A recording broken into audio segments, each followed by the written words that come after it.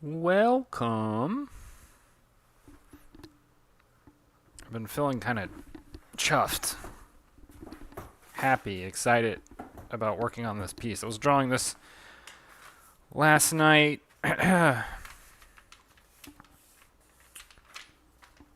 while watching some reruns of Space Ghost Coast to Coast. I'm just going to start digging in because I'm excited about throwing watercolor on this piece. But I feel that way about all these, like, all these Chesterverse pieces. My secret life's work. Don't ask me why. But I do feel, I don't know. It's one of those ideas. It's so stupid. I think that's why I love it. So I've got like this piece of paper right here. So I can not get my hand oils all over the pencils. And so, because what happens a lot of times is like the oil from your skin will pick up a lot of those, the pencils, smear. It'll smear over the paper. And I'm trying to keep it relatively clean so that, getting it ready for watercolor isn't too difficult of a thing. Because my main concern with this illustration right now is that it's going to be kind of a pain in the butt to get ready for watercolor, just erasing everything. Because I spent a while on it. I spent at least a good, probably 15 minutes doing like a rough sketch. And quite honestly, like I did a series of rough sketches.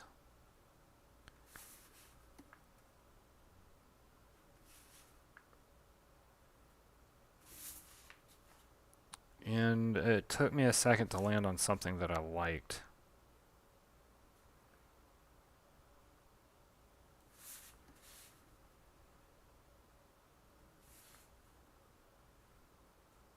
But I did land on something. And part of the reason why I'd put this one off, because I'd been wanting to do like a guts variant of Chester. Guts X Cheeto. I didn't want to do it for a while, but the main reason I hadn't done it was largely because in the back of my head I was like, there's so much detail to this character design that's gonna take forever to do. And so I just like put it off for a while. For quite a while, I would say. Perpetually even. Because it'd been a while since I'd done a Chesterverse illustration. The last one I'd probably done... Was it the Dio Brando one? I'm trying to remember. I think it was the Dio Brando one.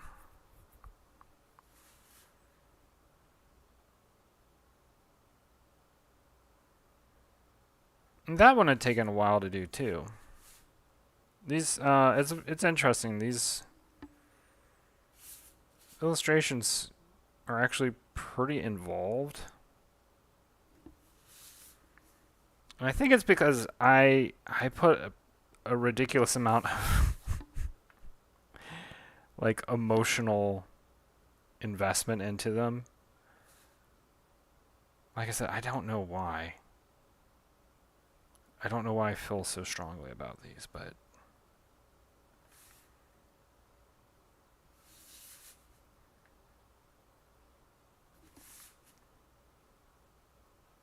I just love the concept. I guess that's all I have to say about it. That's all I have to say for myself.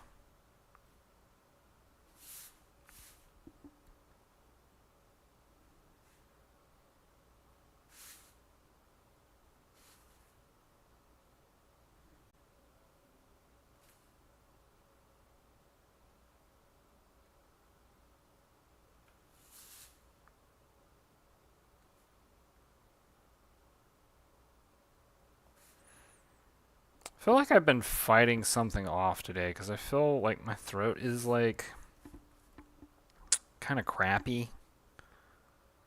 Like you ever get that sore throat feeling and you're like, ugh, something's happening. I've had that all day. I'm a little tired. Kind of a little poopy.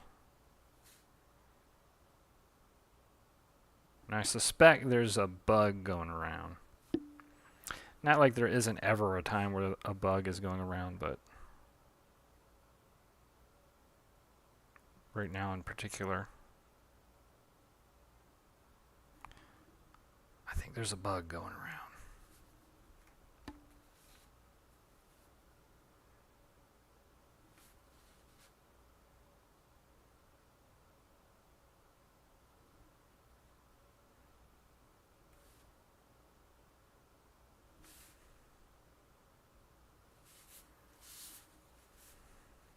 So I took a nap, and that helped. Naps always help.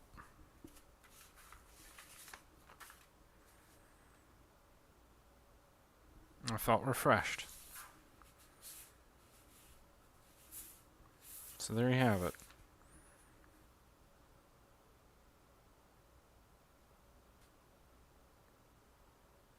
I felt so refreshed, I was like, you know what, I'm going to work on that bizarre Chester X Guts illustration. Or Chester X Berserk.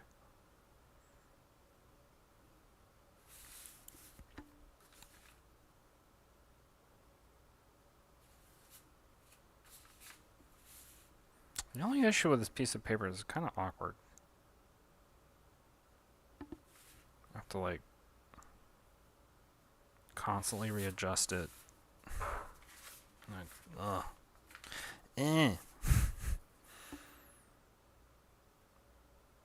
Why aren't you being helpful like I made you to be?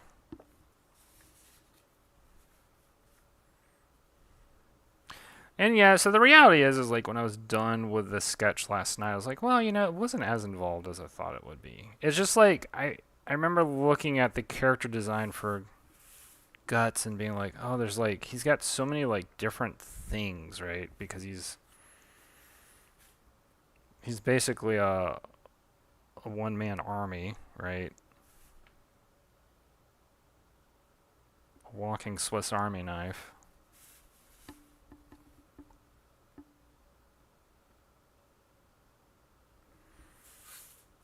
I'd be curious about this actually. I have no idea, but I would be kind of curious if Kentaro Miura was inspired by Doraemon. Not Doraemon. Sorry, not Doraemon. Doraemon's the cat dude. Dororo. That's what I was thinking of. Dororo was an Osamu Tezuka graphic novel series or manga or what have you, where how do I explain Dororo? Basically, and I don't really remember it that well. Basically, like the samurai gets cursed or something. Something happens. I don't remember what happened. But he loses all of his body parts. And like somehow he gets put back together kind of, but not really, like kind of like a Frankenstein samurai. It's like a lot of his body parts are totally like makeshift or whatever. And mind you, this is like, you know, samurai era Japan.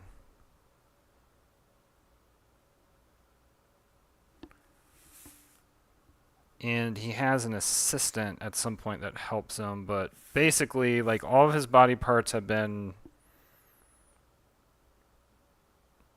taken by, like, all these demons and monsters that, you know, lurk around the land, and he has to kill them all to get all of his body parts back. It's basically the premise. It's a pretty straightforward like shonen kind of plot. And it's kind of interesting because I think that I'm not well versed enough, but I suspect that Dororo was probably a proto shonen story. Because Osamu Tezuka, who is considered by many to be the godfather of manga, kind of pioneered a lot of different formats in Japanese, like animation and comics and stuff, right? He was people like to compare him to like the American Disney, but I think he was actually like in Japan way far more influential than even Disney was on like the overall art form in Japan. Or those overall art forms, I should say.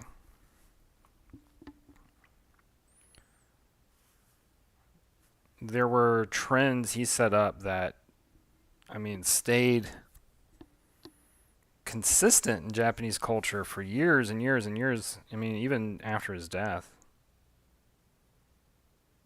And the amount of work that he created was just ridiculous. Like, he was extremely prolific and basically sort of single-handedly designed the current mangaka assistant system that exists today in a lot of ways. Of course, I'm sure it's changed too, but part of his ability to be prolific was that he had so many people working with him. And, at a certain point, he was probably drawing less and less and less of his manga. Although apparently he had a pretty big hand in, like, page layouts and stuff like that. So it's hard to know. I mean, the reason why I even sort of talk about it with caution is like this sheer amount of output was such that there was no way that he could have done all the layouts. Like it's pretty mind-boggling the amount of stuff that he made in his career, or that him and his studio made in his career or during his lifetime.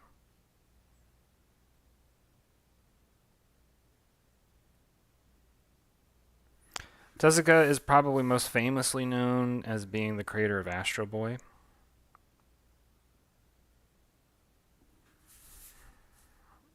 But he did a bajillion different other things, right? And I can't even. It'd be difficult for me to even name off all the things that he wrote, but I'll try and do like a very brief list of what I can think of off the top of my head. So like I said, Asteroid being the first. And then Dororo, like I mentioned earlier. He did like he did a bunch of other like basically like shoujo manga. Like he started that apparently. Or at least that's what people say. I don't know. Mm-hmm.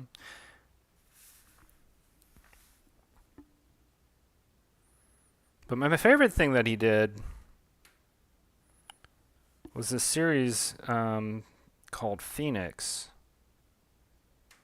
And the idea behind the Phoenix stories was that it was kind of an anthology thing. And by that I mean like each story is its own self-contained thing. And they're all in different kind of widely varied genres. So like some of them are science fiction stories, some of them are historical stories, some of them are in a lot of ways fantasy stories, comedies, blah blah blah. But the overall concept was that what brought all these stories together was that there was this recurring character, the Firebird Phoenix. And at some point in the story, the Firebird would show up and like have some influence on the lives of the characters in the story. And the overall themes kind of connecting each story to each other in the Phoenix series was this recurring theme of like death, rebirth, and the never-ending cycle of life. And it was kind of my first foray into manga as a kid, because when I read that description of the series, it fascinated me, and I really wanted to get into it. And it was hard to find volumes at the time, but I had happened to chance upon a volume, the one called Future, and I think that's the second story in the series. Like, there was originally planned to be a total of 13 stories, and Tezuka got done like 11 or 12. He got really close to being completed, but then he died like, you know, before he could really start on number 13. And that haunted me too, like when I found that out, because I always was impressed by the sheer ambition of that story and the sheer ambition of that idea that he had with Phoenix. And it haunted me that like he was never able to finish it. And that's always kind of like stuck in the back of my mind as a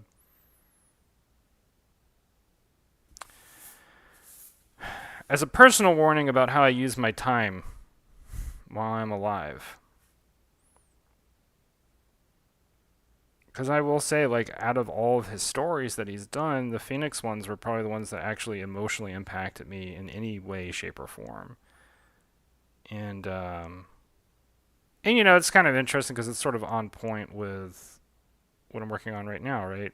Because Kentaro Miura sadly passed before he could finish Berserk.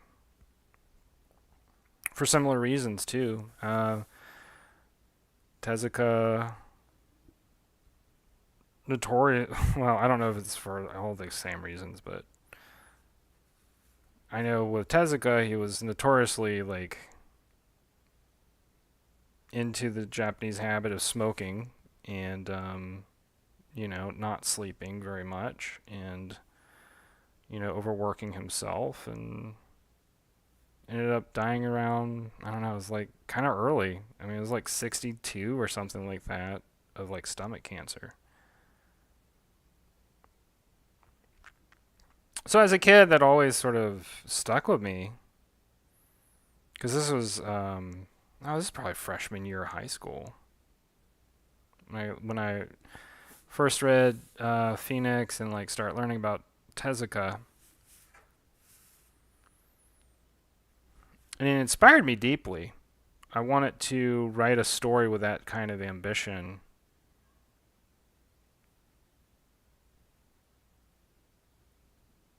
And on some level, like, I don't know, like meet Tezuka where he left off, you know, to be like, oh, well, you weren't able to pull it off, but maybe I can pull it off, kind of a thing.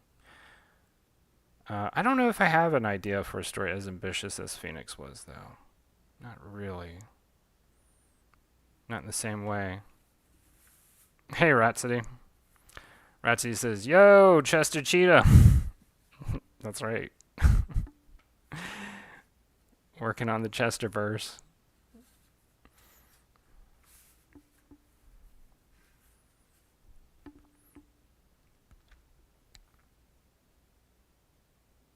But yeah, I mean, from Tezuka, sort of everything else extended. I got into so much other kind of manga, because then that was also around the time of Tokyo Pop Rising Stars of manga, which I should say the ill-fated Tokyo Pop Rising Stars of manga. Because Tokyo Pop, well, you know, they didn't have best practices. I'll just put it that way.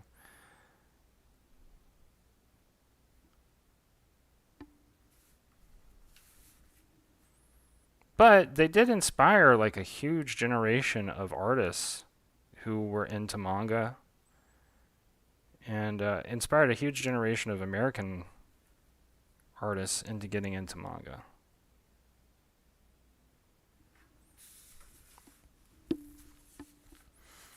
And into creating their own manga. And in a lot of ways, like kind of paving the way into the modern comics landscape that exists now, for better and for worse.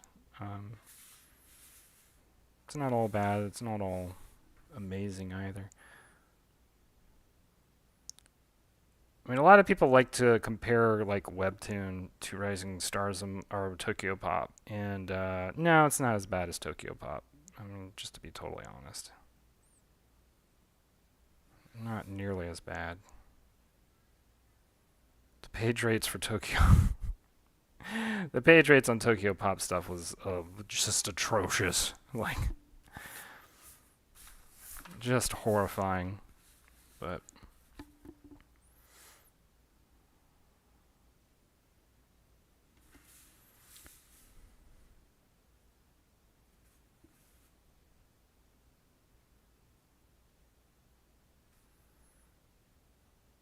to be totally honest, like, I don't know, when I worked on Trailer Park Warlock, I didn't really have an issue with the page rate that I was, or I should say the episode rate that I was being paid for Trailer Park Warlock until inflation blew up. And then I had an issue. It wasn't really Webtoon's fault. Like, they didn't make they didn't they didn't make inflation happen. So I don't know.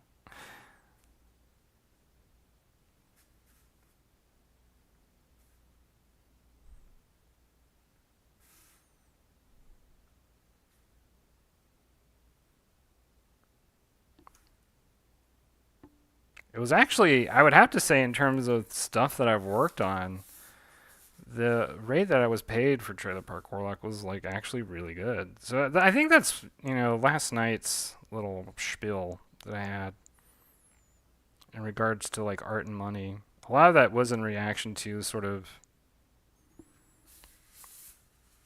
a lot of people complaining about Webtoon and like how it's like paying artists and stuff, and I'm just like, what is your context for this?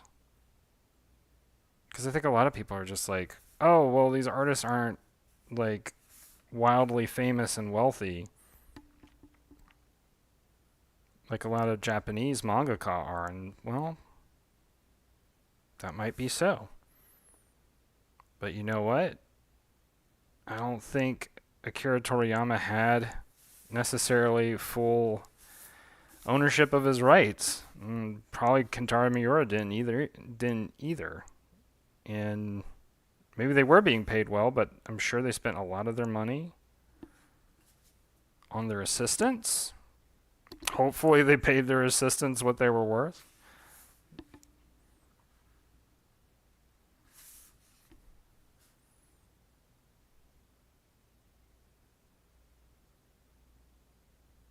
But the main reason we even talk about them at all is because they just made good work and they devoted themselves to their work. And they created something from a place that was very original and interesting. And you still have to make something that's original and interesting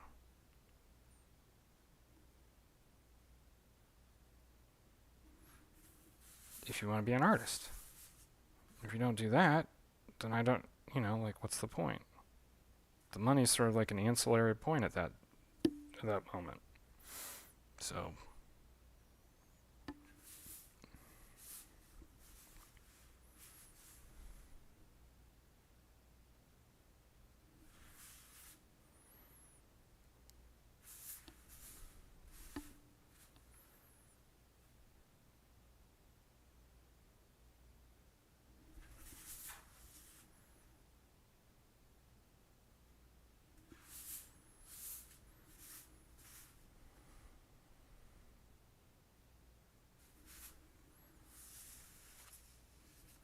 if we really want to talk about sort of how artists are treated by publishers, It's not like it's better with Marvel and DC. I mean, like, they might sometimes get paid a good rate, but Marvel and DC has its own meritocratic sort of platform. And so a lot of artists start sort of like at a not the greatest page rate, and then they have to work their way up. A lot of times that requires having a network and hobnob with editors. I mean, that's the main thing that I've learned from the print industry, and I think this is actually true with digital comics too, is if you want to receive lots of money, make friends with the editors, because they will have favor with you. And that's kind of how that works. And it doesn't seem to have anything to do with how good the art is. Not always.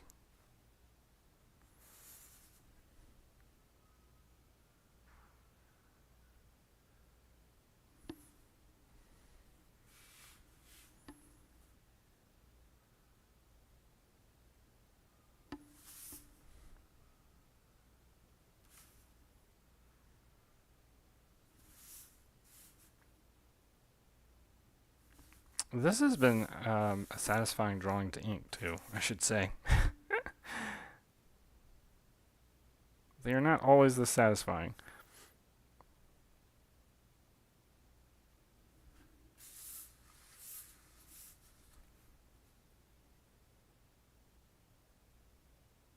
I think part of that is due to the size, because this is a much bigger. This is what size is this? I want to look real quick. 9 by 12, and I usually do like a 6 by 8. So it's considerably bigger.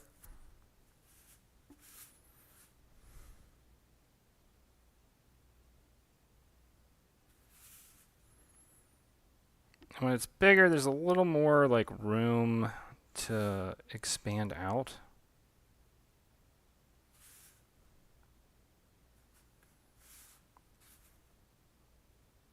And it's a little easier for me to get the lines I want with my brush.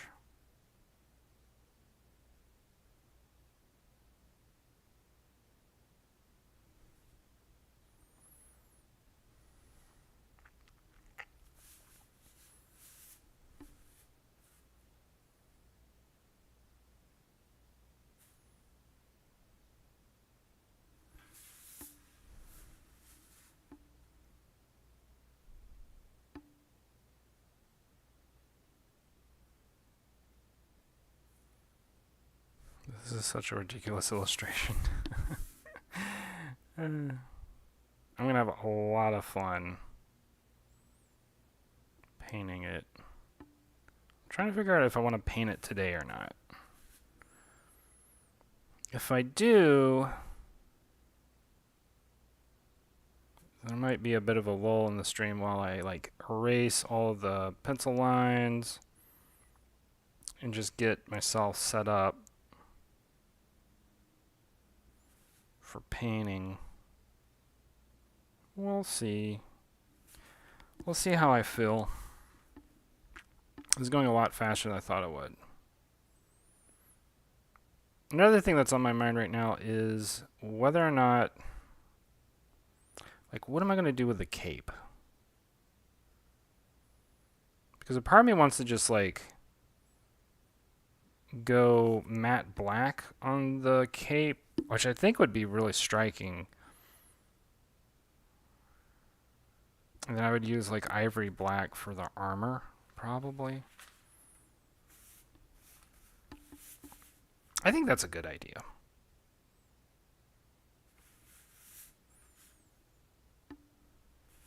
I think that will look cool. So if I do that, Rhapsody says, I have to head out to finish work. Have a good rest of your stream, dude. You too, Rhapsody. Have a good day. Hope it all goes well.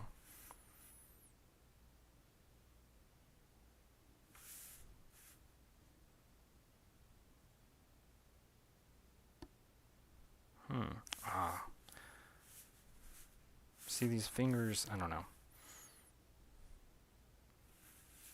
That's an issue.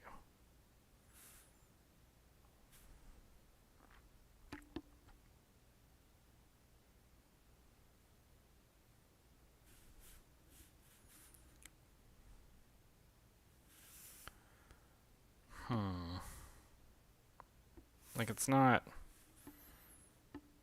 So I've noticed there... Okay, I will give it 5 fingers. So his Metal Gauntlet is 5 fingers. But his hands are 4. And I think the reason I'm doing this is I noticed the other day that the Cheeto Brando drawing I did, he has 5 fingers. And nobody, like none of the other Chesterverse characters have 5 fingers. And it's a mistake where you can't really undo that. So I guess it's just part of the Chesterverse now that, like, for some reason, Cheeto Brando has 5 fingers, but none of the other ones have 5 fingers.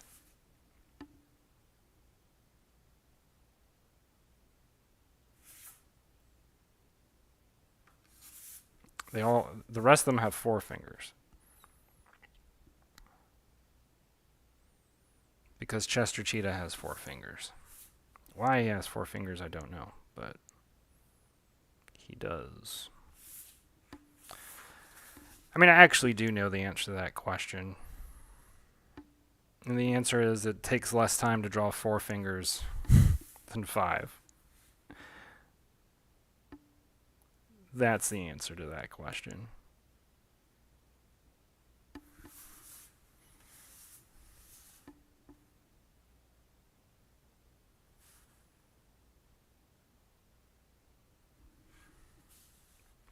Because animators often try and find shortcuts wherever they can to cut down on production time. So they always make them in like very small, subtle ways. So you'll notice, a lot of those like,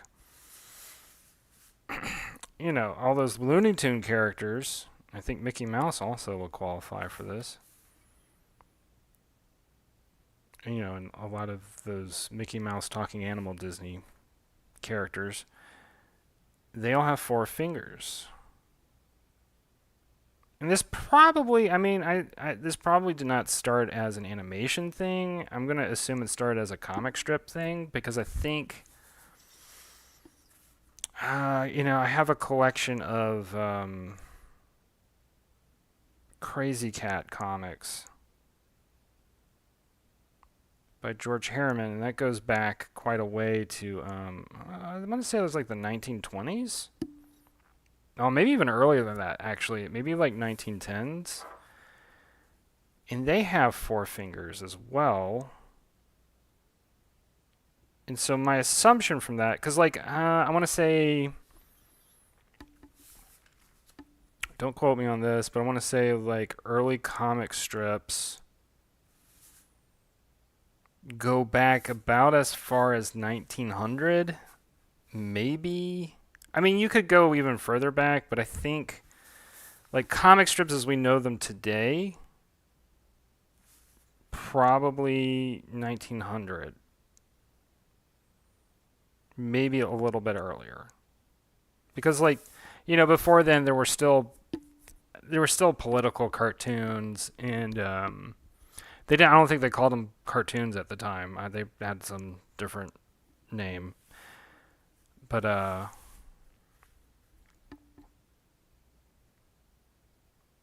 this was like, when newspapers were not as mass produced, they were more, I don't know, they were more like zines, where it was just like somebody's small printing operation, like Benjamin Franklin or whoever. If you go back into like the 1800s or whatever. So anyway, stepping forward, like modern comic strips as we think about them, I would say let's say 1905, but we could probably go earlier pretty easily.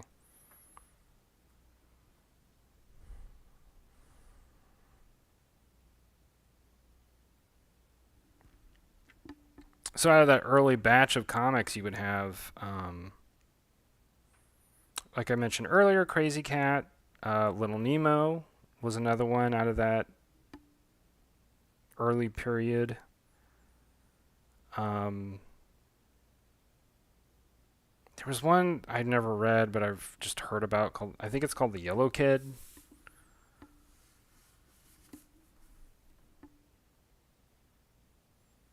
And a bunch of other ones that, I'll never really know anything about because I'm not interested enough to look into them. But anyway.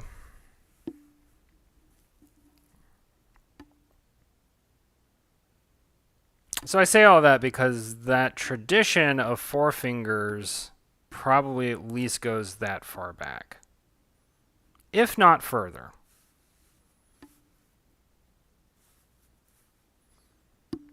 But I kind of doubt. Sorry, I need to move some stuff around to like give my legs more room to stretch out.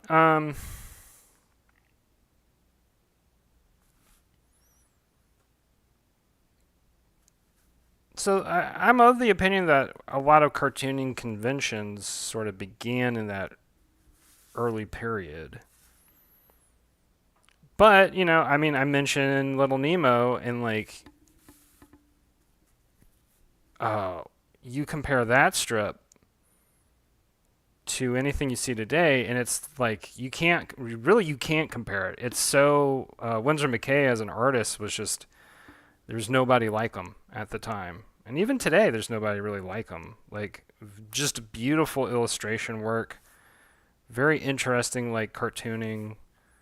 In many ways, it's like very simple, and in other ways, it's extremely like ornate and just really wonderful fantasy illustration stuff. But for whatever reason, Winsor McCay got away with like terrible lettering. Like the word balloons are like wacky. It's like it's his handwriting. Not that I haven't done that in the past, but it's not the best hand lettering ever done. But they are beautiful strips to look at, and I actually wouldn't mind getting a collection of them at some point. I don't think the story was all that interesting, but man, like the strips themselves are just pleasant to look at. So if you ever get a chance, just like Google Winsor McCay Little Nemo comic strip, and you'll see a lot of really wonderful, lovely stuff.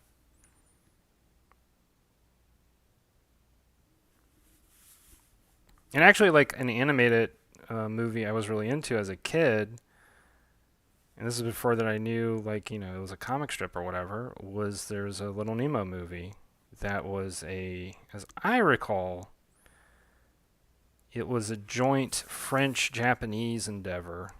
So it was kind of like two different animation studios working together.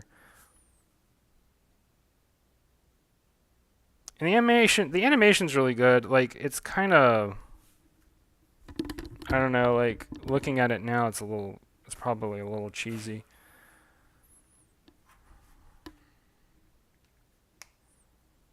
But I remember it having a pretty big impact on me as a kid, and there were like several scenes in that movie that like haunted me for years. Because I probably saw that. Probably originally saw it when I was like 5 or 6. Pretty young.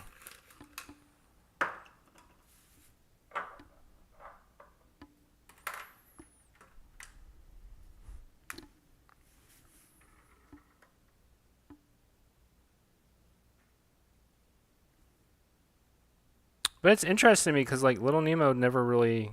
It's interesting all the things that have been rebooted and whatever. Like Little Nemo hasn't like made it back for some reason. I guess it's too old. I don't know.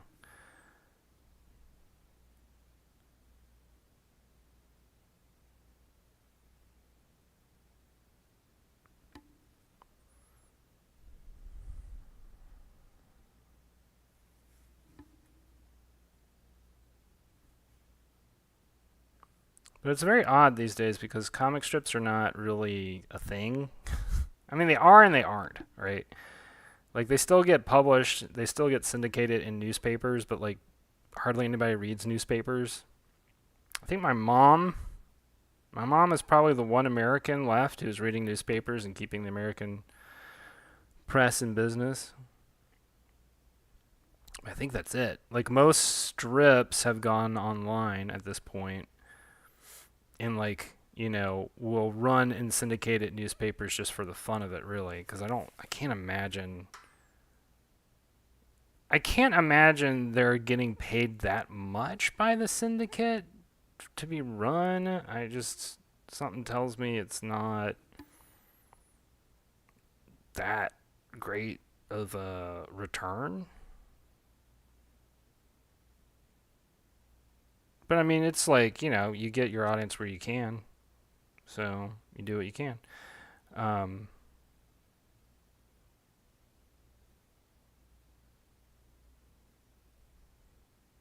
I was going to mention Popeye, too, as one of those earlier comic strips, but I think Popeye was a little later. I think Popeye was like 1920s, 1930s. I'm not 100% sure. I don't think it goes as far back as like Little Nemo or Crazy Cat. Alright, I'm pulling out the India ink. I'm gonna do this. Wish me luck. I need paper towel. Ah! Scared me. The last thing you want is like a dropper full of black ink rolling around on your desk. Just destroy everything.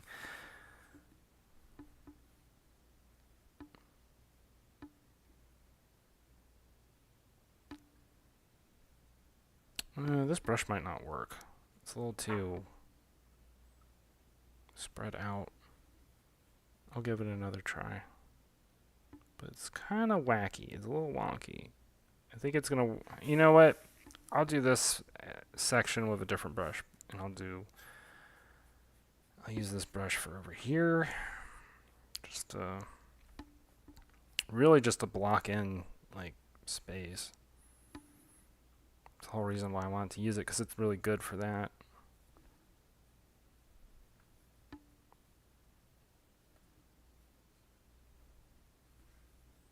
Sometimes you just need a brush the whole purpose of the brush is just to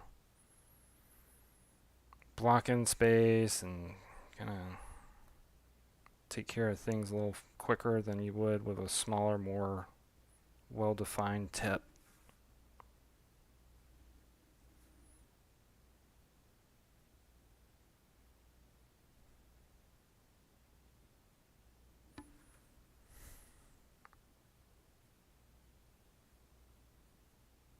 And this brush has like really good, actually get some pretty nice brush effects with it. Because it's all messed up.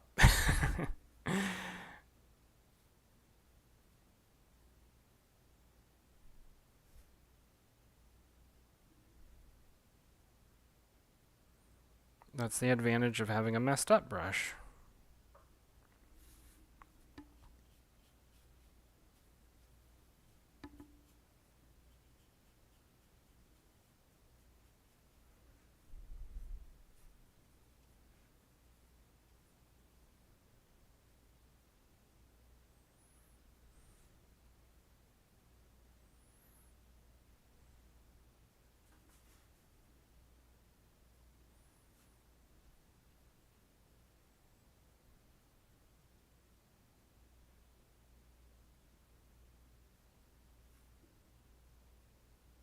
Okay. This is going to be a little more difficult than I anticipated.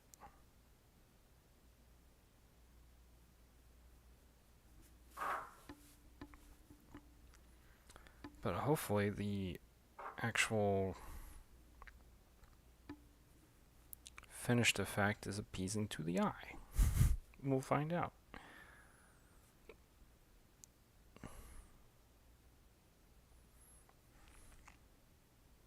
Before I started streaming, I ate like a peanut butter bar, like one of those like one of those Nature Harvest type of crunchy granola bars or whatever.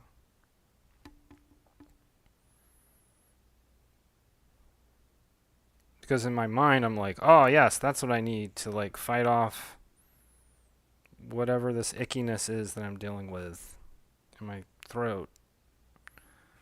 Is a granola bar. And then as I was eating the granola bar, it's like, hey, you know what else would be good? Some mango. So I ate some mango. I do have to say, mango is a blessed fruit. I know not everybody likes mango. I've heard people talk about, and I haven't. I must be blessed because I haven't really had this too much, but there are a lot of people who talk about having like their lips burn after eating mango. I think it's usually the skin that causes it. I think it's less the fruit itself. I've never had that issue with the skin, but I think for some people, mango skin like causes a reaction for their lips. So because of that, not everybody is on board with mango. Or they just deal with the burning. And they're just like, well, yeah, but mango's still delicious, so I'm just going to deal with it. Which, I mean, I would probably be that way if that were me, because mango is that delicious. Like, it's really good. It's an incredibly good fruit. It's ridiculous how delicious mango is. Like, fruit should not be that good. I used to be like I used to be pretty big on bananas, but I don't know, something happened. I just burnt out on them.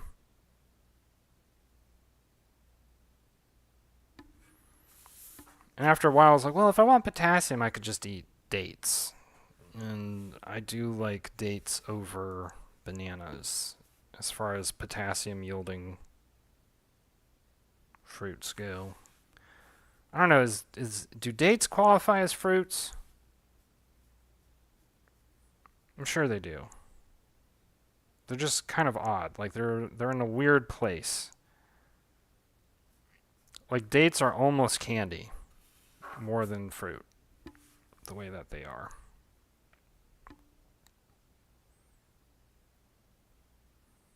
But, excellent source of potassium.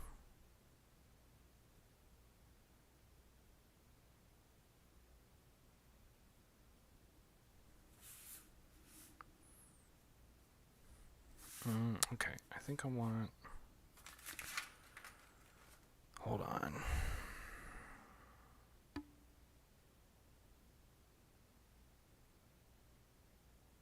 Like, I want that edge of that black to kind of stand out a bit.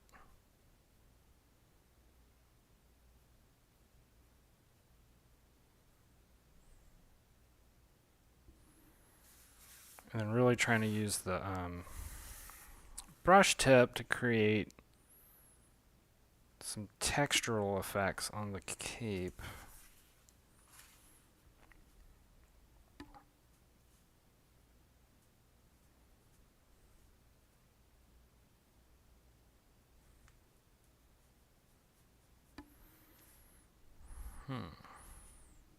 See, like, I'm gonna do... Yeah, I like that dry brush effect a lot, actually. I think it looks pretty good. Overall, I think it looks pretty good.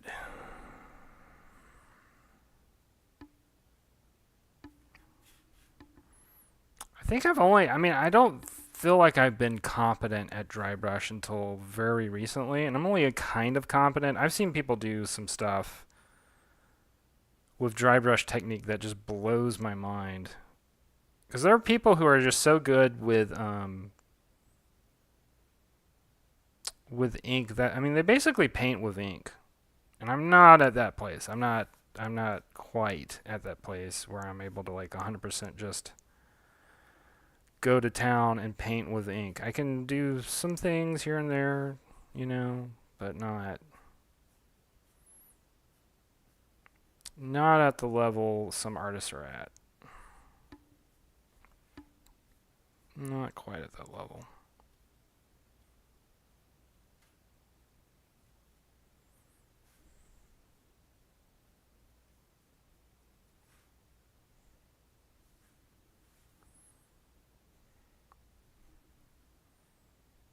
Wait, there's still some cleanup I gotta do.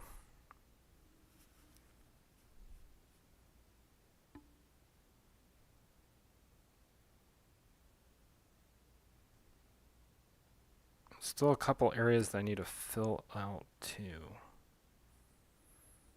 It's not quite.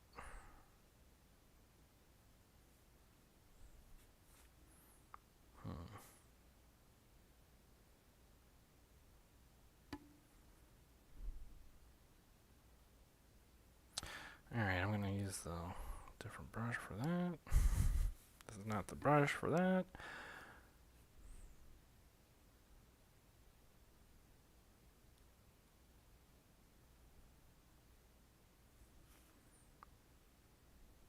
I'm probably gonna need to switch brushes in a second here.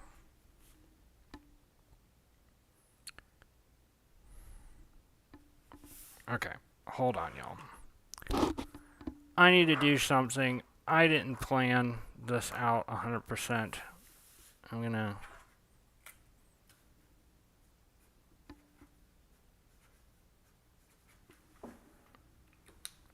If anybody sees it, I'll be back in just a moment. I need to go wash this brush off and get some water. I'll be right back.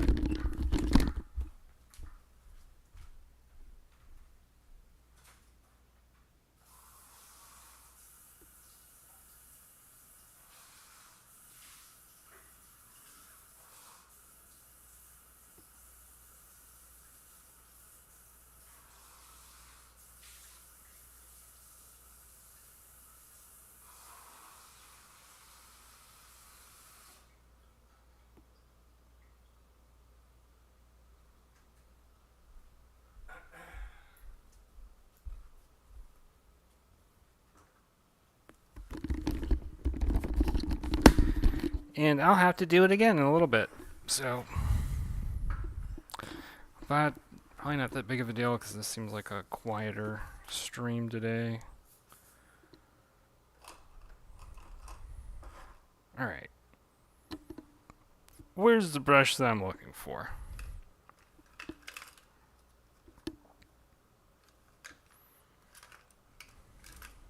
I guess I'll use this one.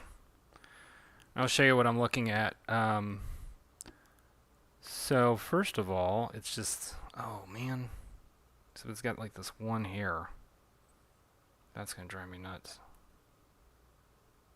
Oh, it stinks. Anyway, this will make a good point.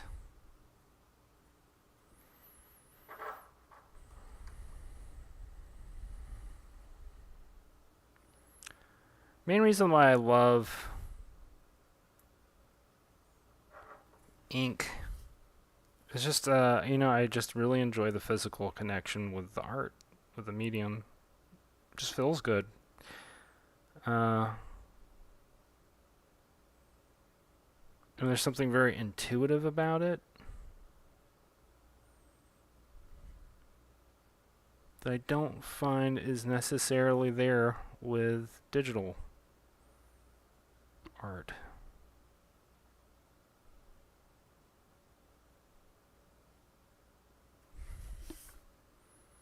Not that I'm knocking digital art because I do it all the time. Trailer Park Warlock and Legend Redneck would not be possible without something like Clip Studio.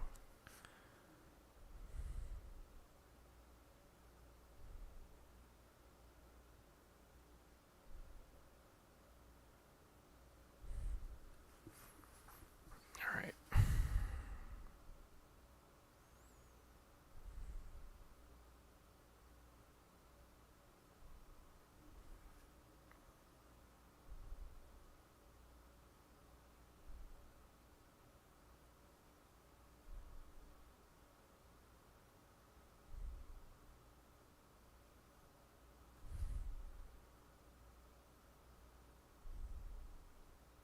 It's funny how much concentration I need for this.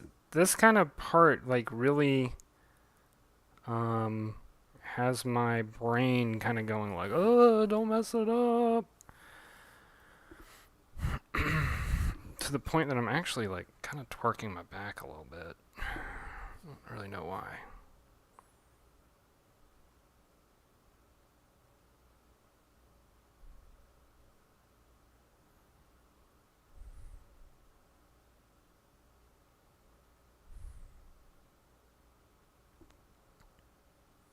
But I'm really worried about, like, messing up what I've already laid down.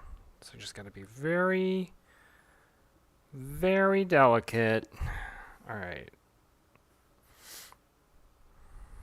Check for other areas that need to be filled that didn't get filled previously.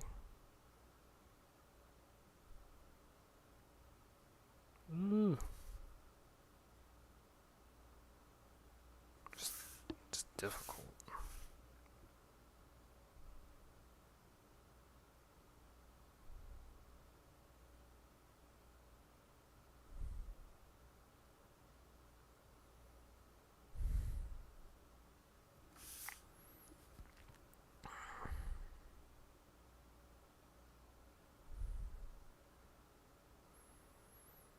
This is probably going to take a while to paint too.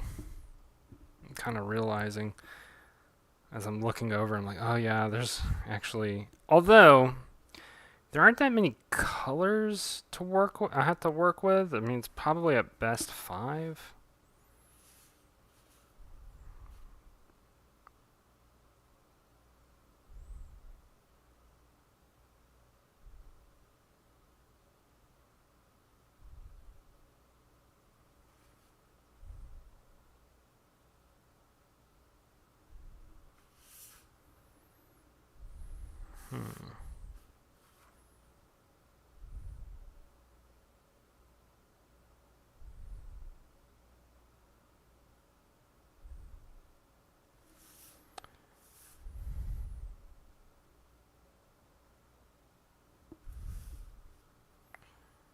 All right, looking pretty good.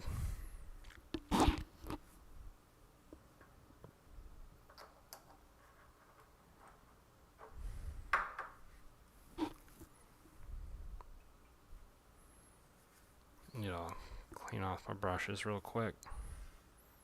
Just see that? That's a big old tub of water and black ink.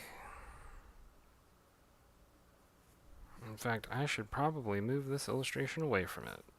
Or move this away, because you saw what you needed to see, right? You don't need to see any more of that. That horror show. Oh, it's...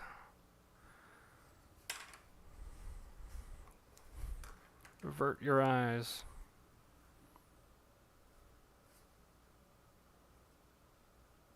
Okay. Alright, I was just putting the brush back in its little... I don't know, what do you call that? Cubby hole. Whatever. Just making sure this is cleaned off. I don't know. That doesn't need to be put in its cubby hole. Alright. One more time, I'm going to go get water. I think we're going to do this. I think we're going to paint this thing. So...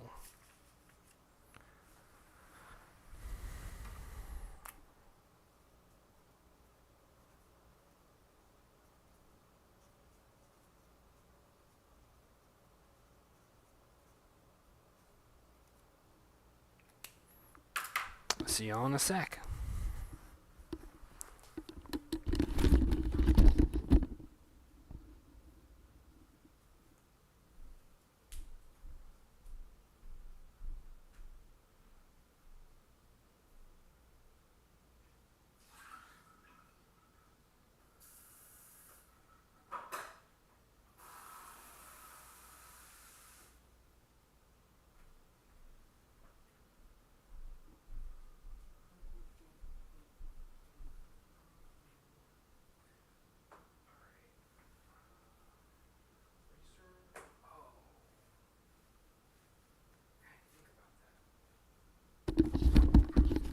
didn't think about that at all. I kind of want to... Oh. I think I need to wait a second for that ink to dry.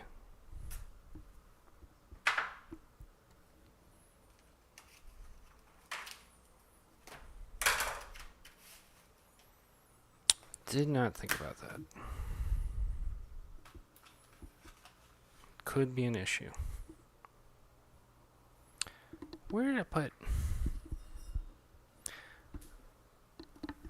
Looking for my clipboard. So I can erase. I need my brush. Alright. I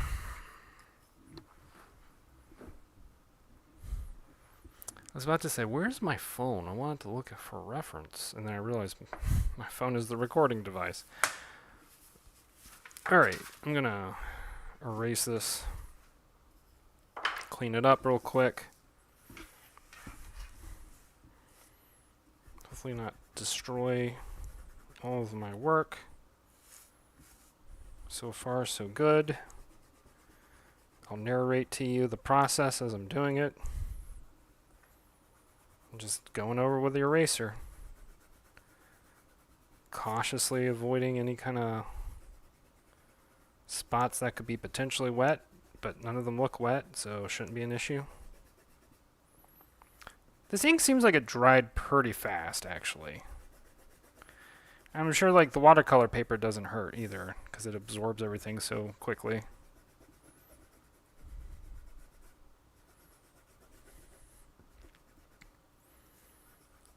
You know what, though? I don't know if I really... Maybe I shouldn't use reference. Maybe I should just go by pure instinct.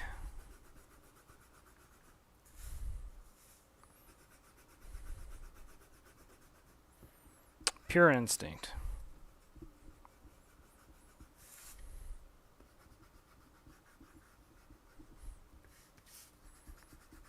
Because I know that armor is going to be an ivory black.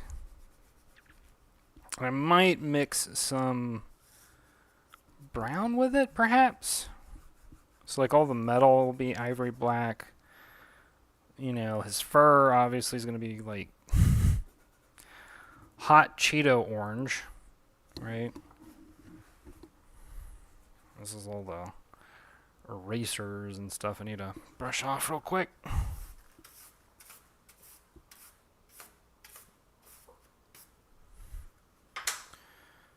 I'm gonna do one more because noticing a couple more lines that need to be cleaned up.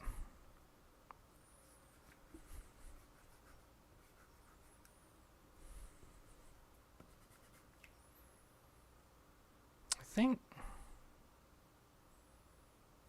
think we're good.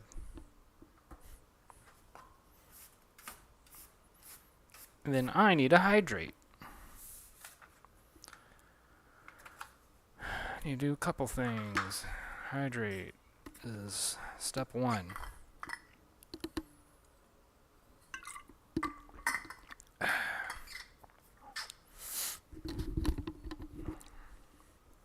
Step two.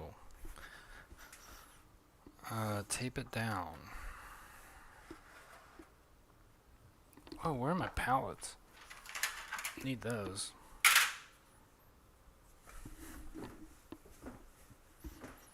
That's important.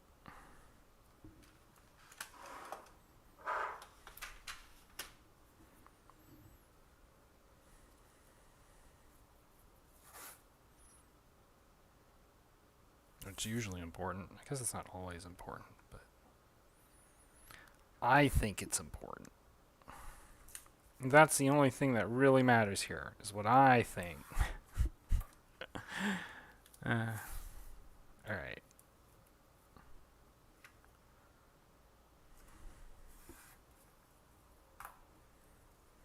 Just taping down the sides here. You probably can't even see most of what I'm doing right now. Oh, I want to eat pizza tonight. I don't think I am, but I want to. Like, I want to eat pizza and chicken wings. And it's like, how I feel right now. Gosh, I hope I'm not getting sick. That would suck.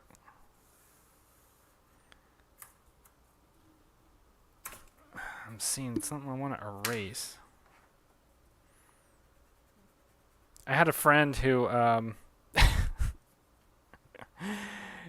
who told me this was during the COVID pandemic. He got COVID, and he was talking to me about how he had that experience of where he couldn't smell. And I was just, he was just like, yeah, I was deathly ill. And I was like, well, did you even feel like eating anything? It's like, oh yeah, like what I ended up doing is I ordered Pizza Hut. I just ate Pizza Hut every day, and then I got better. And I was like, so wait, you're saying the Pizza Hut like treated your COVID? He's like, yeah, I think so.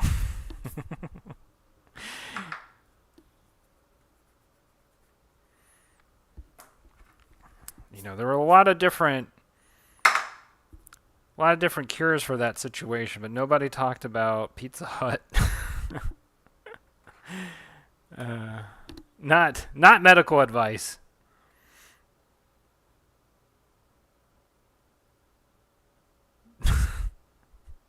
There's gonna end up being some link under this video about like a Wikipedia article like, oh, the realities of COVID, blah blah blah, and it's like, come on, man. Can't you take a joke? Anyway. I'm gonna... So that orange is definitely getting used. Hopefully it's orange enough. I think it is. I'm just gonna get started. In fact, I might even start on the giant Cheeto. Hold on. What brush do I want to use? I guess I'll use this one. Clipboard, get it off my lap.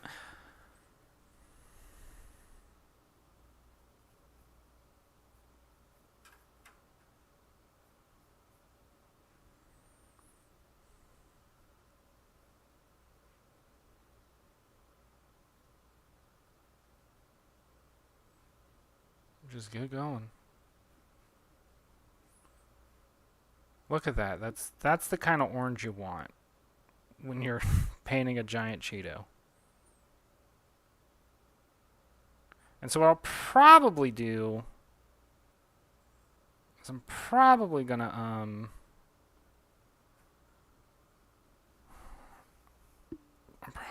mix the orange with some yellow when I do like the fur, so I can distinguish it from the giant Cheeto that he's wielding.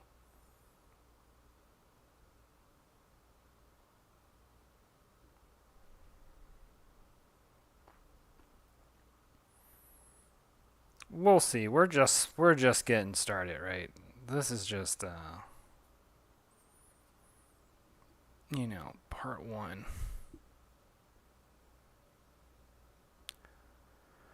Hopefully I can survive the process of doing this, because I think this is going to be actually a much larger process than I realize.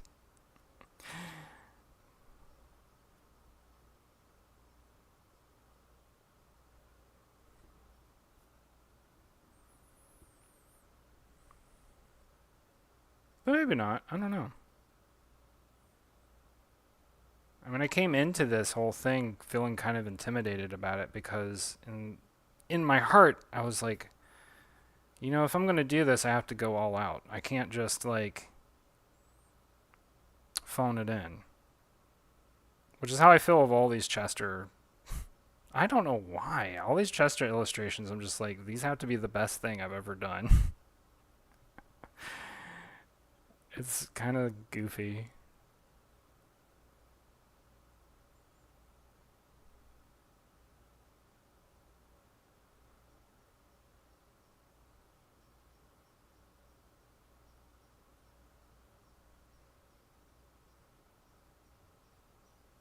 Alright.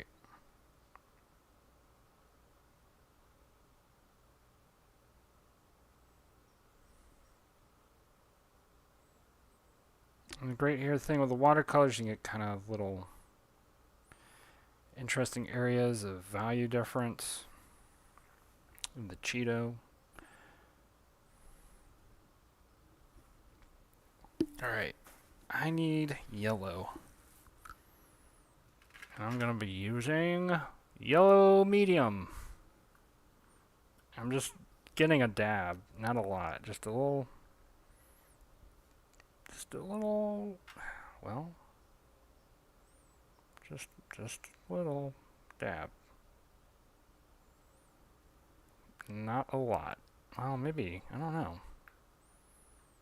I was thinking about how much coverage I have to deal with, and maybe I do need more than I actually think I do.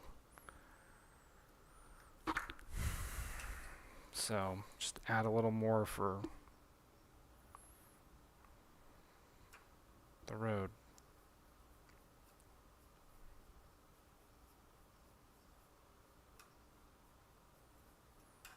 Like, is that? I think that'll work. I don't know.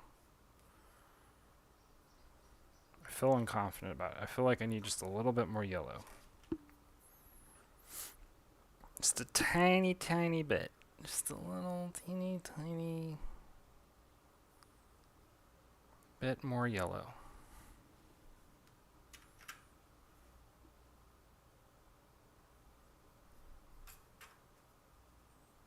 To really bring it home. Just really bring it home. Okay.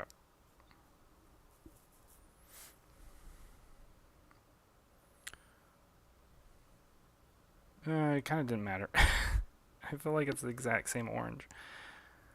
Well, what it... Alright, let's see.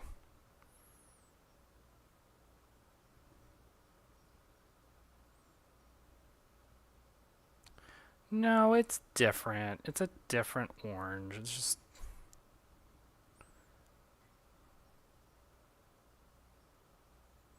It did mix with some, there's like a little bit of brown or something in this dish as well. So it kind of mixed with that.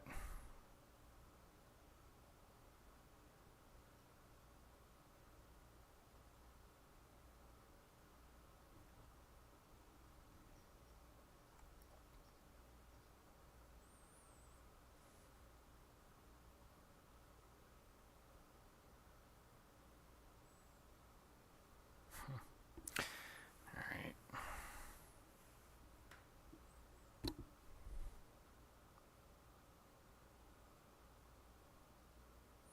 The other thing I can do here is not, yeah, like have like a little white line to sort of do as a separation. I'm really gonna have to take the gel pen to this one, I think.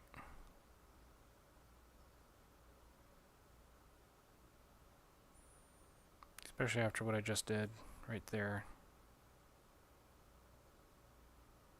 Because I want a separation to clarify the difference between the Cheeto and Chester's fur. It's not quite different enough for what I want.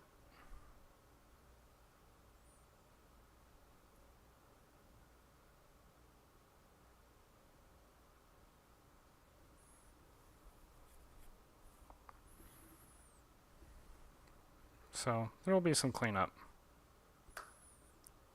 There will be a little bit of cleanup.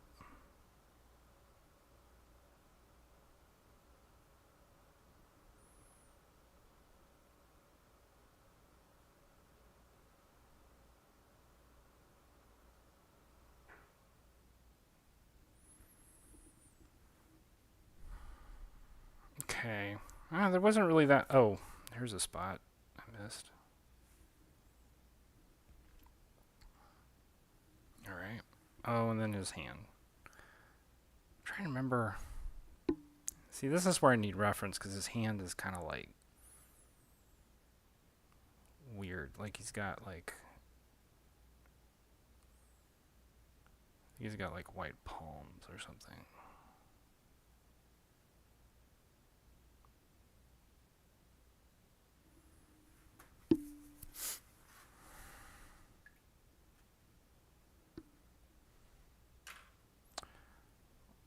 step 1.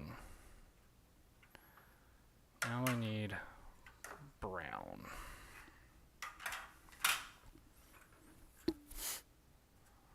And I need a lot of it. I think what I want to use, ripe sienna, and I'm going to mix it with some raw umber. Not too much. Whoop.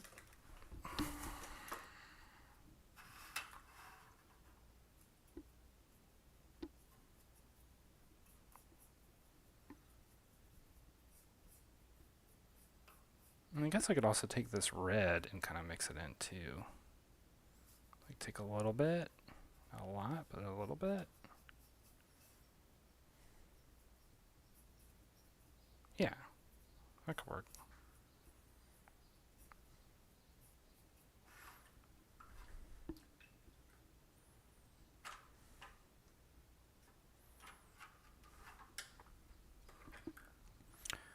All right, let's see.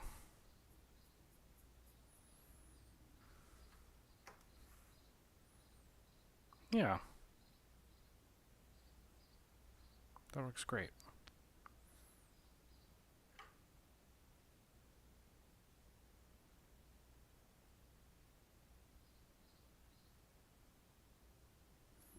I'm just going to start filling it in.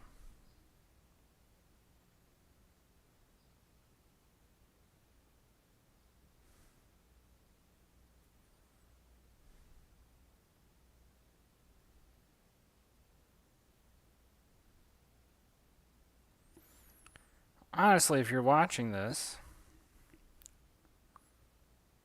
just go search on YouTube like 1 hour of Guts theme. You'll have a great time.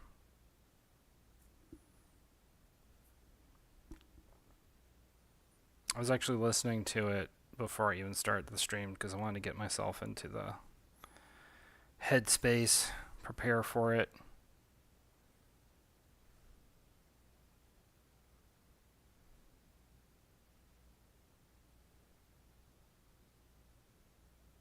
See, I think I'm going to have to do another pass over this.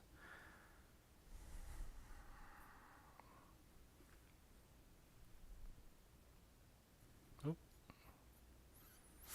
I need more. I need more paint.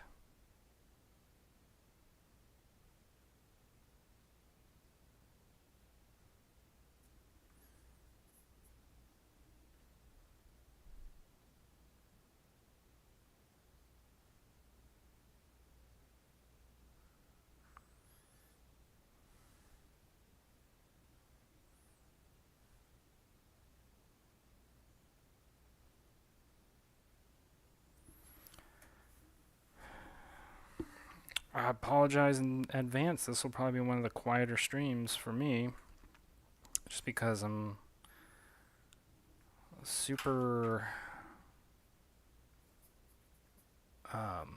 locked in. Right now I'm just like trying to get this blue to activate so I can toss that in. Oh, that's not a good idea.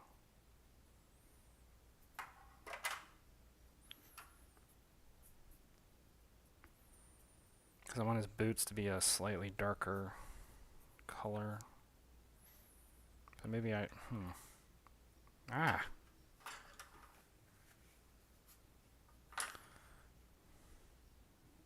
Maybe I should just get it from the tube.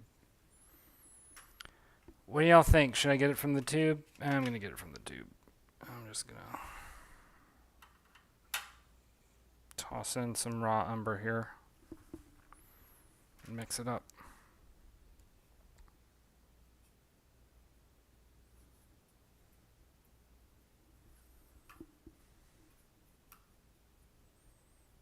That helps.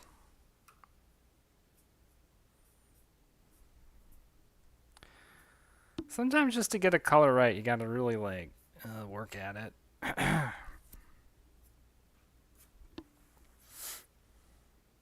Yeah, that's what I wanted. I think.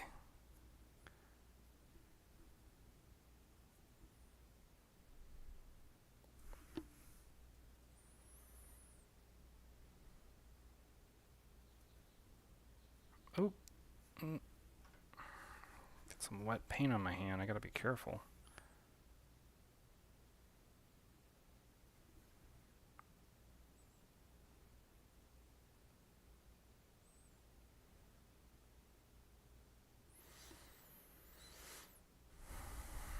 I know I'm doing that thing as I'm painting where I'm holding my breath,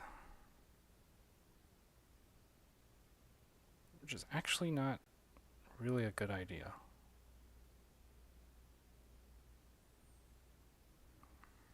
It's better to just be smoothly breathing while you're painting.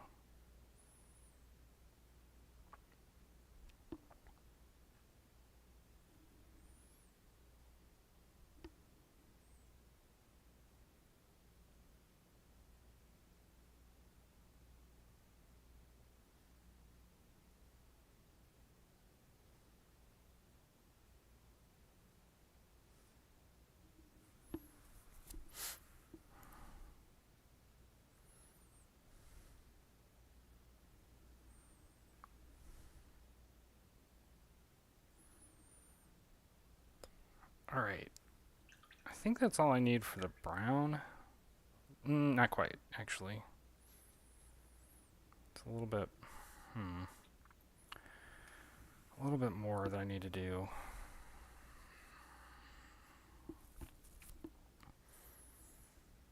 And I want it to be lighter. I'm probably going to use some of this yellow.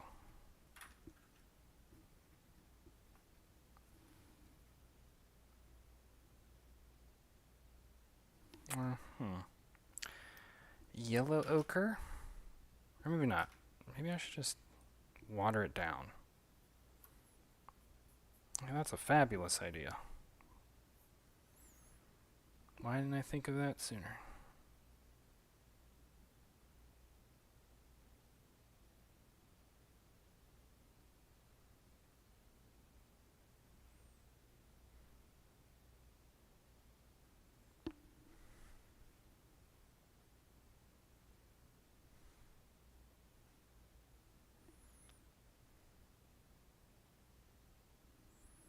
Or even, what you can do,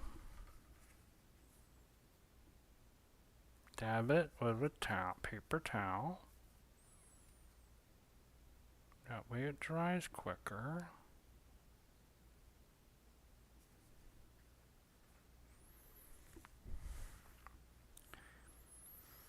And right there. I think that's it for that. It's time to move on to the ivory black. That's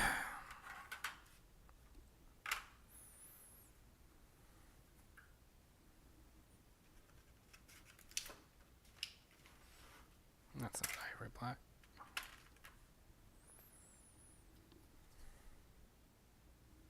It's probably too much. So I'm going to take this brown and mix it with the ivory black.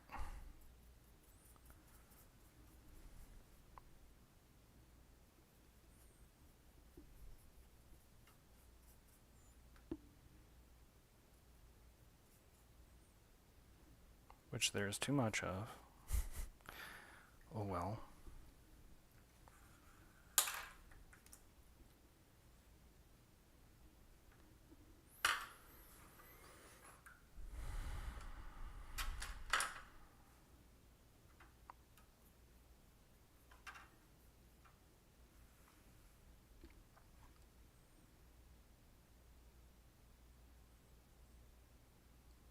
Just start filling it in.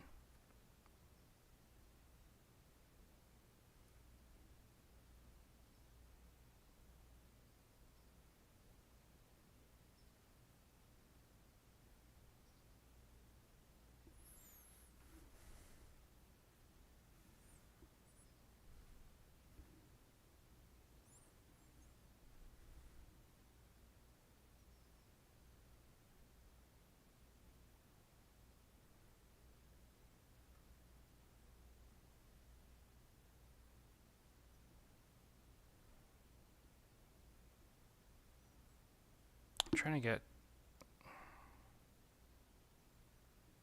some nice strokes. Yeah. I may have to do a second wash. I'm not sure yet. I'm not sure if I want it darker or if I actually like the color that it is currently. Because I'm also going to do a shading pass. So like maybe maybe with the shading pass I don't really need to do multiple washes. I don't know yet. Kind of assessing. Now I really won't know until I've done all of the first pass.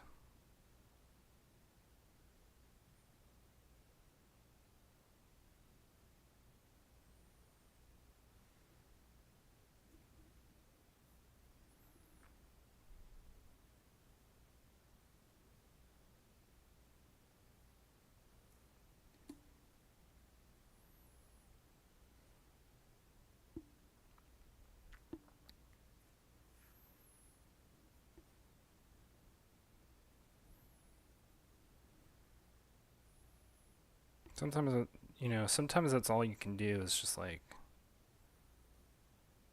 say, all right, this is what I'm doing right now.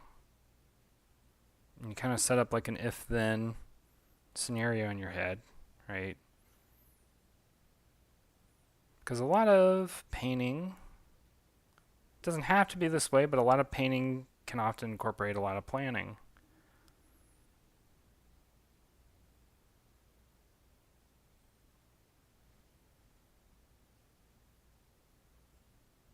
Especially if you're doing a very elaborate sort of landscape painting or, like a super elaborate illustration where there's several elements. It's good to plan out sort of like where you're going to put everything.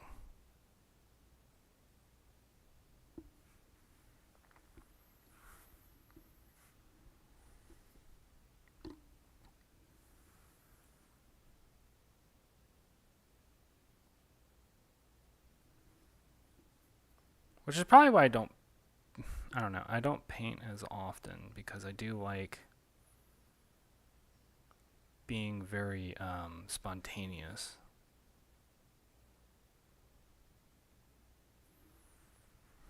It's my favorite way of engaging with art is when I get to be super spontaneous.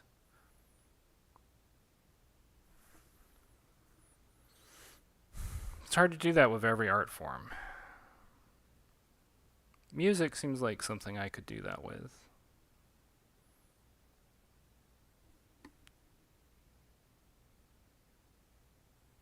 Can't do that with animation or game design. That's for sure. You gotta plan that stuff out big time.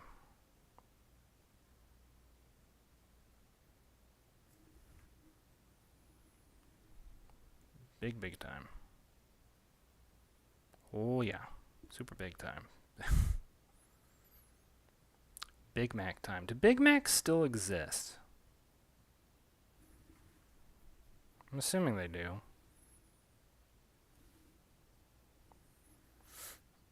I'm out of touch with the hamburger market. I don't know what's going on with hamburgers these days.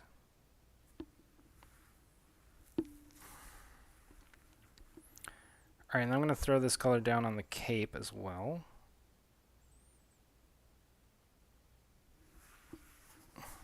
I'm trying to get more comfortable. I feel like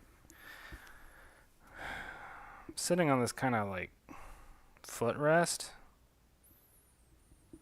It's usually pretty comfortable, but I don't know. I think the way I've been sitting hasn't been like the greatest way to sit because it's a little bit uncomfortable on my back.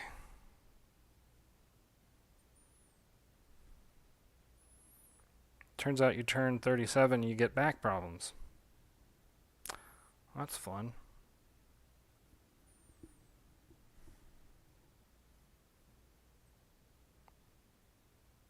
But a lot of it I've been able to kind of resolve, but not all of it. And still, if my posture's terrible, I'm going to have back problems, so I got to fix my posture.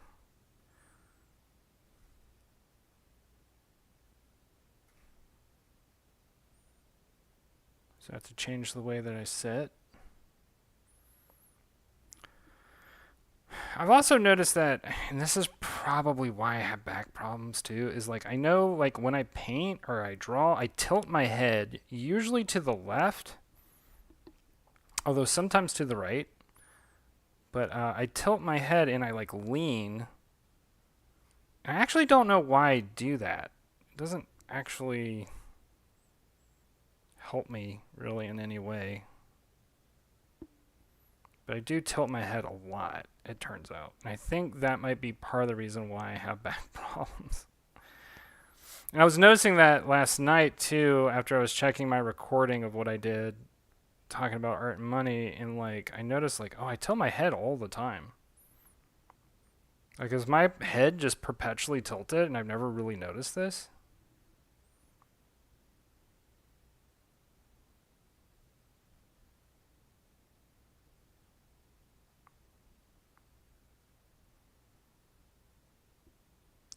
Like some kind of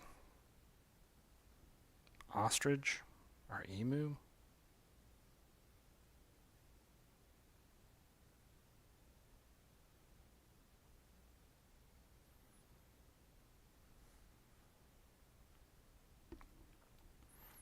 So anyway, public service announcement, back health is important. Take care of your back. Have good posture. Whether you do like CrossFit training or go to yoga or whatever it is you do, just make sure you take care of your back. Because I'm having to play catch up on that. I didn't take care of my back very well. I actually have really terrible posture. I hate to admit it, but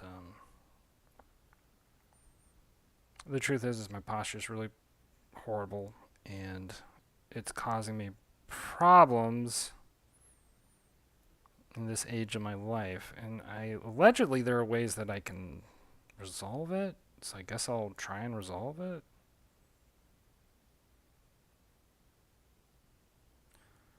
But it's going to be a lot of work.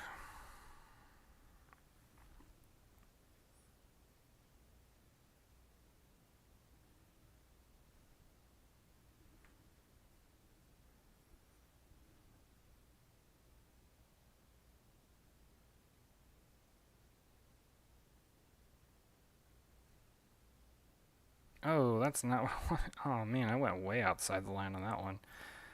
Dang it. I'll have to clean that up.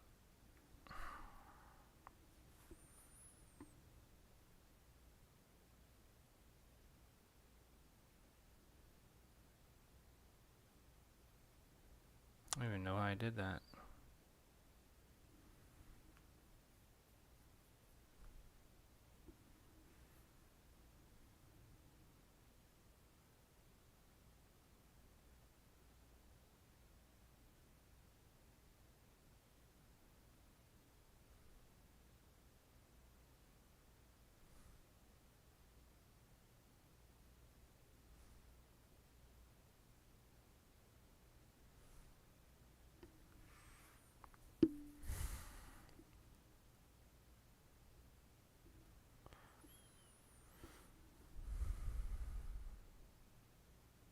Alright. Still a couple things I need to do on this first pass. I'm trying to figure out where I want to... I guess orange. And hit here.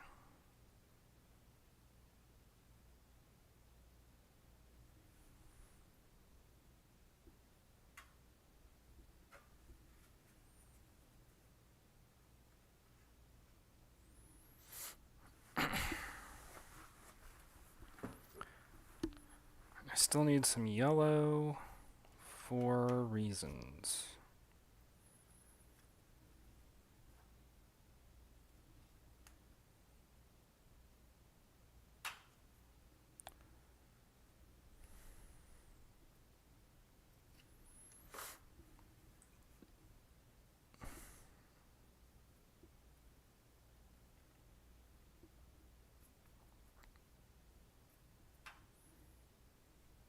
that's not going to work at all.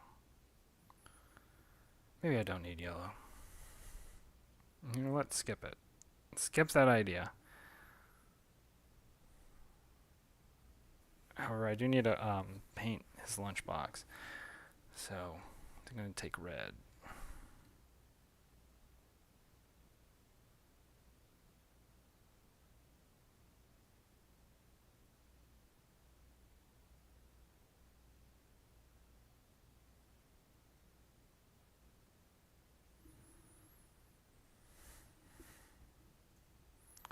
Now let that dry. Come back to it in a little bit.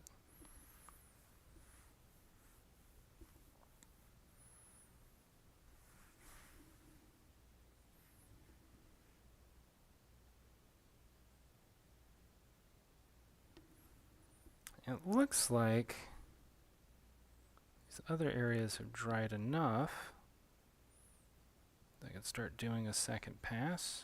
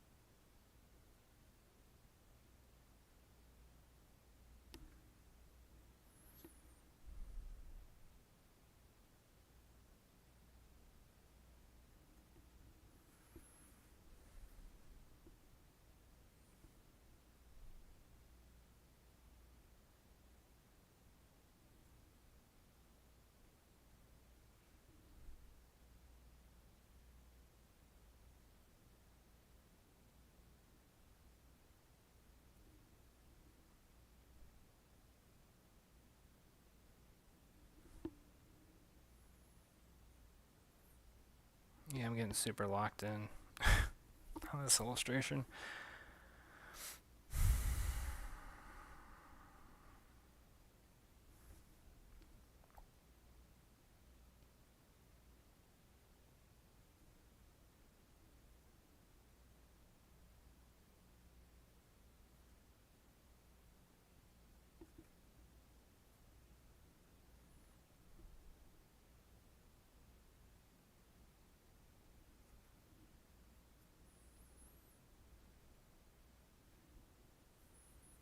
Just trying to make sure that this ivory black is sort of deceptive. Like, it seems really dark, and then when it actually dries, it's not that dark.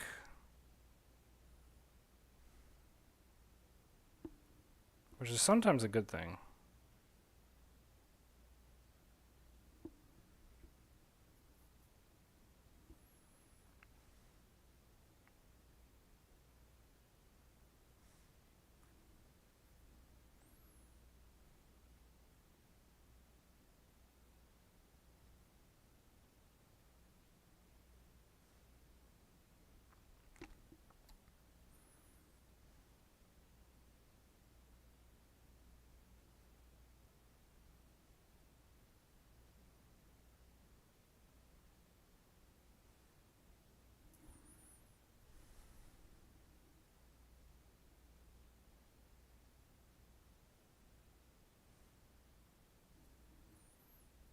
Alright. It's looking good. It's coming together. That's what I wanted. But I need to,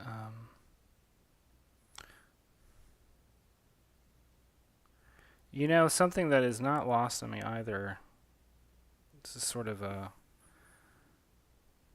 I don't even know who will even understand what I'm saying, but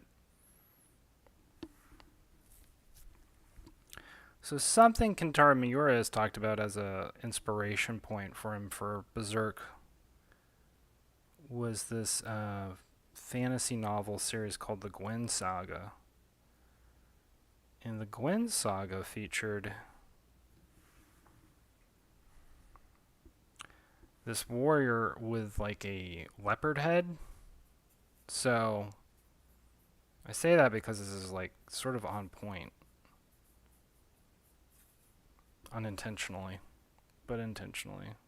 Unintentionally, intentionally.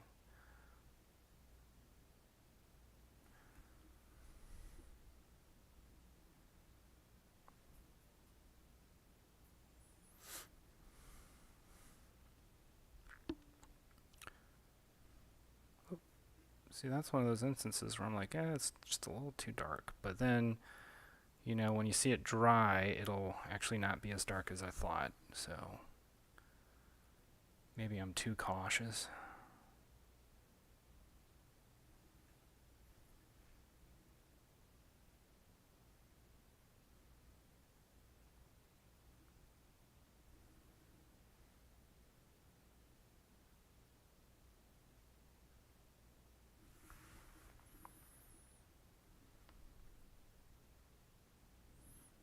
See, like that's another instance. Too dark. Okay.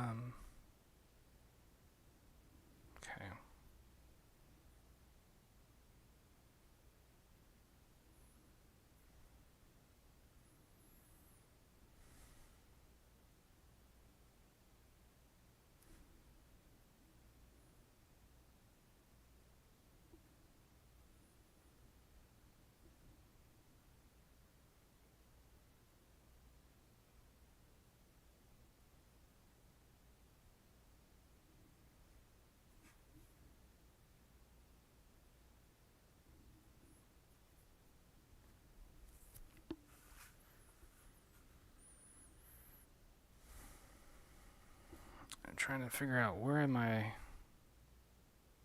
Oop, that's once again too dark. It's annoying the heck out of me.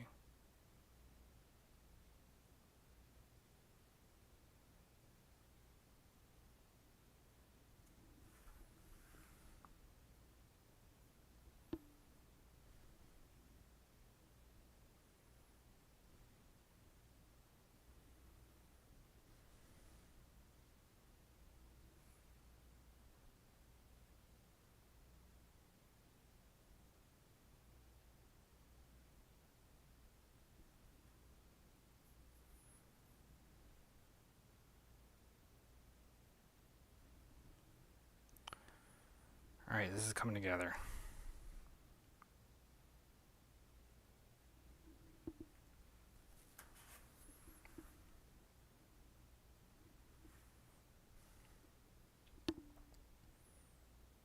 I might be pretty close to done. Once I throw the shades on the giant Cheeto, I think we're gonna call it.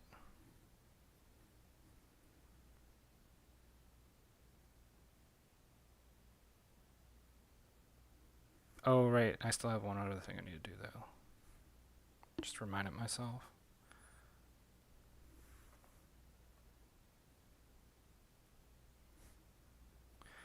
Gotta clean up some stuff.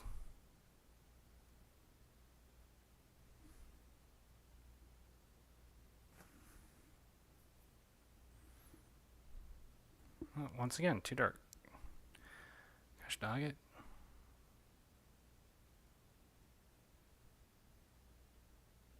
Like, what the heck's happening?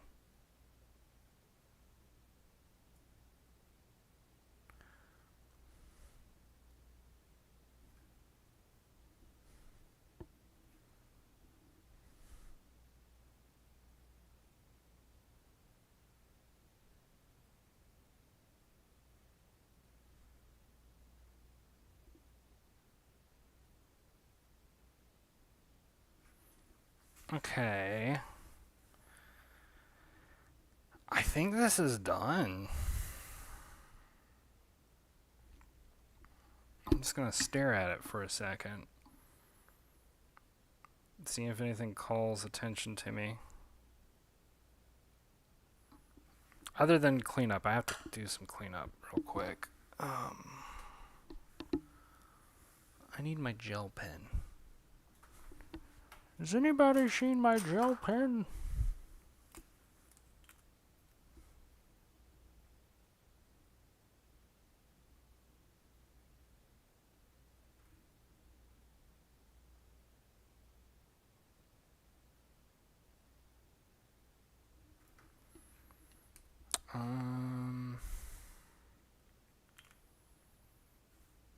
I'm just looking over this.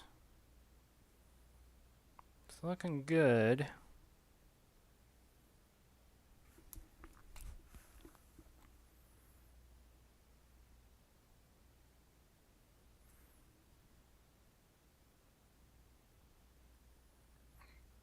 I'm just gonna clean up some stuff.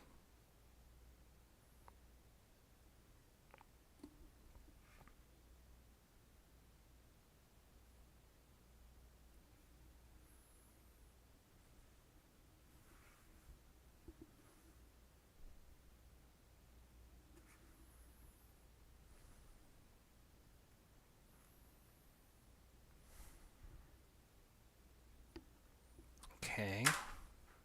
And then I need... see how well this works.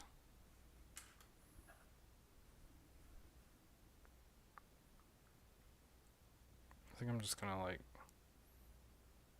dip straight into the white watercolor well.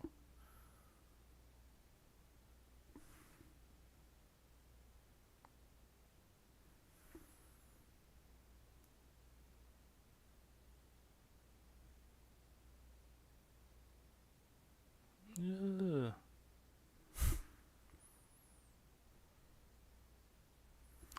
It's kind of working and it kind of isn't working. I might have been better off just